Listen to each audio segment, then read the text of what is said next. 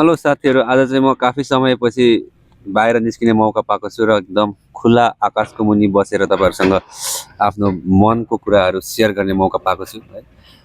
हामी चाहिँ के हुन्छ, यो जति काम हुन्छ नि, जो मान्छेको काम, यो दुइटा हुन्छ। एउटा ग्राउन्ड वर्क हुन्छ, एउटा अफिस वर्क हुन्छ।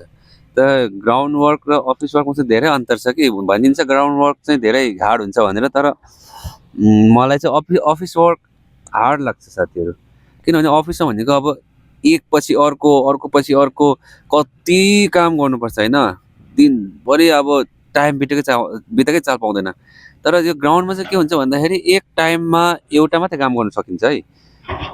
र एउटा काम सकेपछि अर्को कामको बिचमा ग्याप पाइन्छ क्या। ग्राउन्डमा अब फिजिकली धेरै कन्टिन्यू गर्नु पनि मेसिन जस्तो काम गर्नु पनि सकिँदैन। अफिसमा त कस्तो मेसिन जस्तो काम गर्नुपर्छ होइन, लगातार। अब थाक्यो एकछिन छायामा बस्नु पऱ्यो, एकछिन रेस्ट गर्नु पऱ्यो, थाक्यो भन्नु नि पाउँदैन। त ग्राउन्डमा त सबै हुन्छ, थाक्छ, एकछिन बस्नु पाइन्छ, एकछिन रेस्ट गर्नु पाइन्छ। र मलाई चाहिँ ग्राउन्ड वर्क अलिकति इजी लाग्छ। तपाईँहरूलाई कस्तो लाग्छ?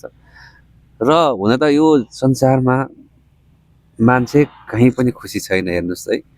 मैले यसो हेर्छु, म कोही पनि खुसी छैन हो यो दुनियाँमा। केही न केही कुरामा दुःखी नै हुन्छ सबै मान्छे।